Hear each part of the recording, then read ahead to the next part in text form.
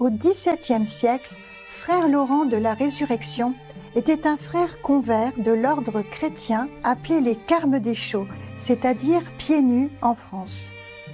Né sous le nom de Nicolas Hermann dans une famille humble et ayant grandi à une époque de conflits prolongés, la pauvreté le force à rejoindre l'armée. Après avoir été témoin des horreurs de la guerre et de retour à la vie civile, il affirme avoir eu une expérience intérieure qui marquera le début de son voyage spirituel. Il décide alors de consacrer sa vie à Dieu et à l'âge de 26 ans, il entre au prieuré des Carmes des Chaux à Paris, où il prend son nom religieux, Laurent de la Résurrection. Il sert humblement au prieuré en travaillant en tant que cuisinier, puis deviendra savetier au cours des dernières années de sa vie. Frère Laurent se fait peu à peu connaître pour sa profonde sagesse spirituelle, son comportement paisible et sa relation étroite avec Dieu. Il est très respecté, non seulement par les pauvres, mais aussi par les érudits et les ecclésiastiques tels que l'archevêque de Cambrai, François Fénelon. Une partie des conversations et des lettres du frère Laurent ont été recueillies dans un livre, La pratique de la présence de Dieu, qui a été compilé par le célèbre ecclésiastique l'abbé Joseph de Beaufort après sa mort. L'abbé, qui a pris les notes pendant les entretiens de frère Laurent, a déclaré « Frère Laurent avait un accueil ouvert qui donnait de la confiance et faisait sentir qu'on pouvait tout lui découvrir. Au travers d'un extérieur grossier, on découvrait une sagesse singulière, une liberté au-dessus de la portée ordinaire d'un frère convers. Nous vous présentons aujourd'hui la pratique de la présence de Dieu, la meilleure règle de la vie sainte, passage des lettres de frère Laurent de la Résurrection, première partie de 2 épisodes. Ces extraits décrivent comment l'éternel amour de Dieu nous aide à traverser les difficultés du monde matériel avec joie et une foi résolue dans le plan parfait du divin.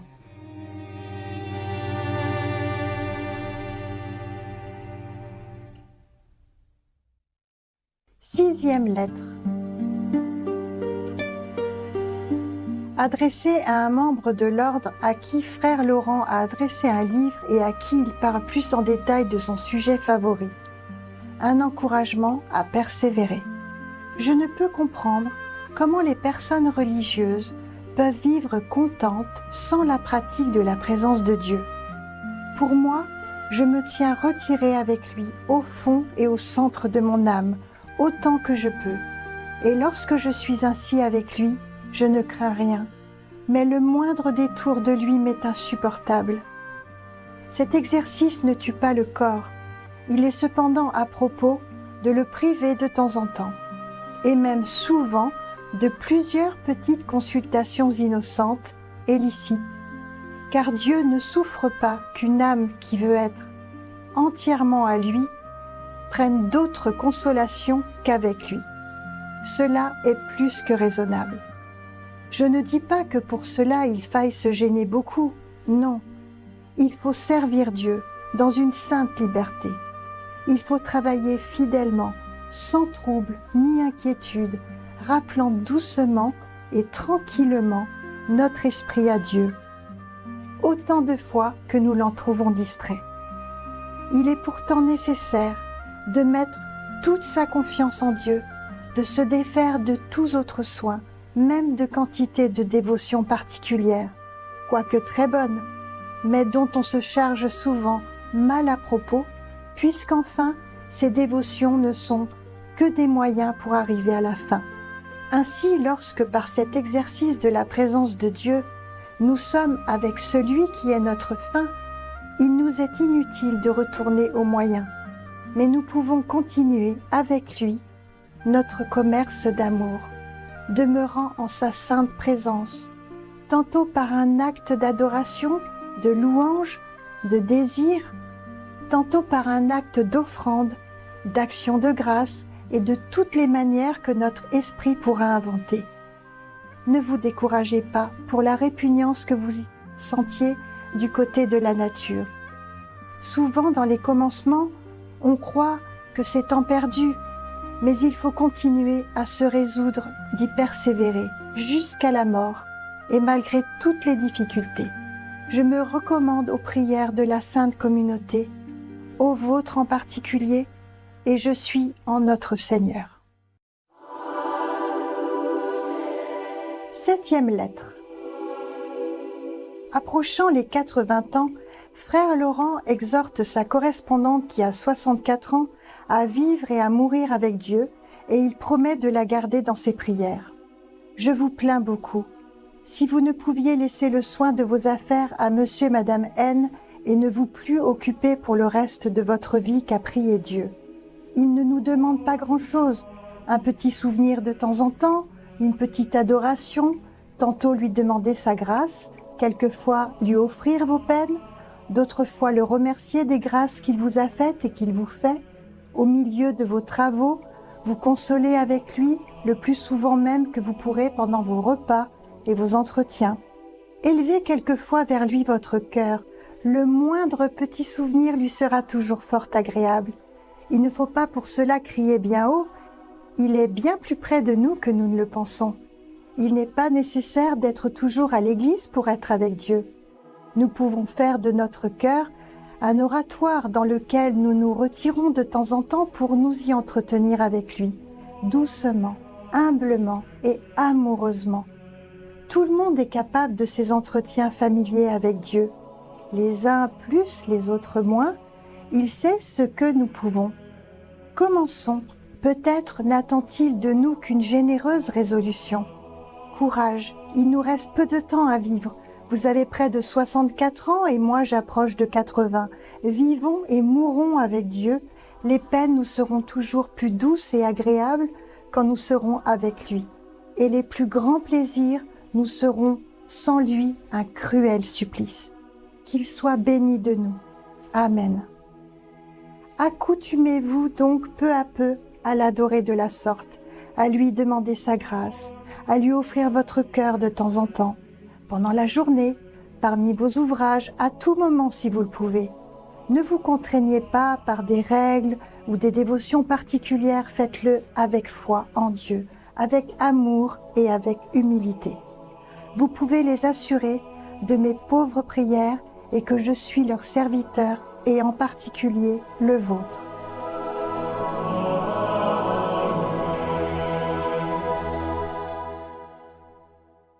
Huitième lettre. À propos des pensées vagabondes pendant la prière. Vous ne me demandez rien de nouveau, vous n'êtes pas la seule agitée de pensées.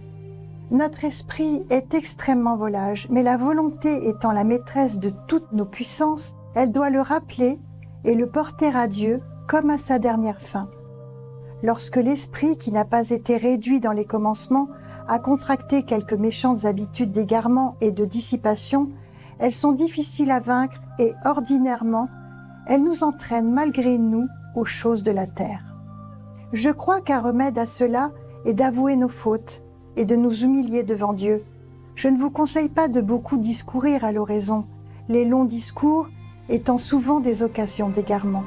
Tenez-vous-y devant Dieu comme un pauvre muet et un paralytique à la porte d'un riche. Occupez-vous à tenir votre esprit en la présence du Seigneur. S'il s'égare et s'en retire quelquefois, ne vous en inquiétez pas. Les troubles de l'esprit servent plutôt à le distraire qu'à le rappeler. Il faut que la volonté le rappelle tranquillement. Si vous persévérez de la sorte, Dieu aura pitié de vous. Un moyen de rappeler facilement l'esprit pendant le temps de l'oraison est de le tenir plus en repos et de ne lui pas laisser prendre beaucoup d'essor pendant la journée. Il faut le tenir exactement en la présence de Dieu et étant habitué à vous en souvenir de temps en temps, il sera facile de demeurer tranquille pendant vos oraisons ou au moins de le rappeler de ses égarements. Je vous ai parlé amplement dans mes autres lettres des avantages qu'on peut tirer de cette pratique de la présence de Dieu. Occupons-nous-y sérieusement et prions les uns pour les autres.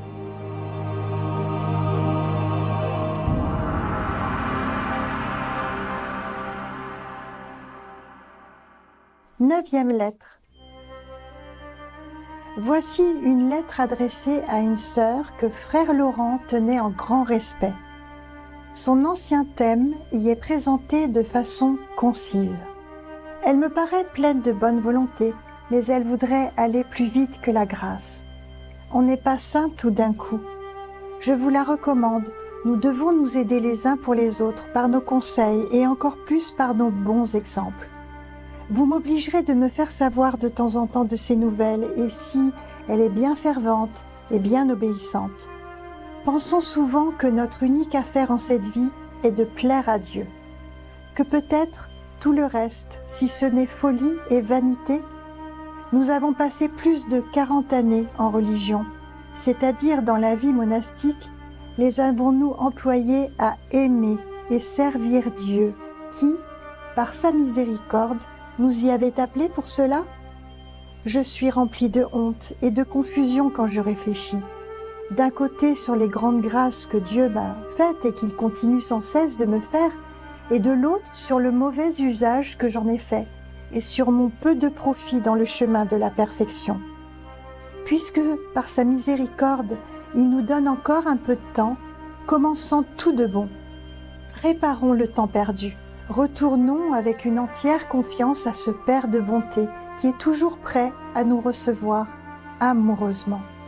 Renonçons généreusement pour son amour à tout ce qui n'est pas lui. Il en mérite infiniment davantage. Pensons à lui sans cesse, mettons en lui toute notre confiance. Je ne doute pas que nous n'en expérimentions bientôt les effets et que nous ne ressentions l'abondance de ces grâces avec lesquelles nous pouvons tout et sans lesquelles nous ne pouvons que le péché. Nous ne pouvons éviter les dangers et les écueils dont la vie est pleine sans un secours actuel et continuel de Dieu. Demandons-le lui continuellement. Comment le prier sans être avec lui? Comment être avec lui si ce n'est en y pensant souvent? Comment pensons souvent à lui si ce n'est par une sainte habitude qu'il faut s'en former? Vous me direz que je vous dis toujours la même chose. Il est vrai, je ne connais pas de moyen plus propre ni plus facile que celui-là. Et comme je n'en pratique pas d'autres, je le conseille à tout le monde. Il faut connaître avant que d'aimer. Pour connaître Dieu, il faut souvent penser à lui. Et quand nous l'aimerons, nous y penserons aussi fort souvent, car notre cœur est où est notre trésor. Pensons-y souvent et pensons-y bien.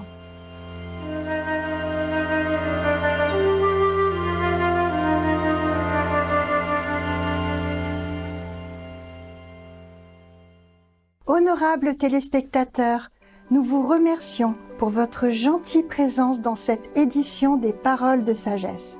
Retrouvez-nous demain pour la seconde partie des passages choisis de la pratique de la présence de Dieu, la meilleure règle de la vie sainte de frère Laurent de la Résurrection.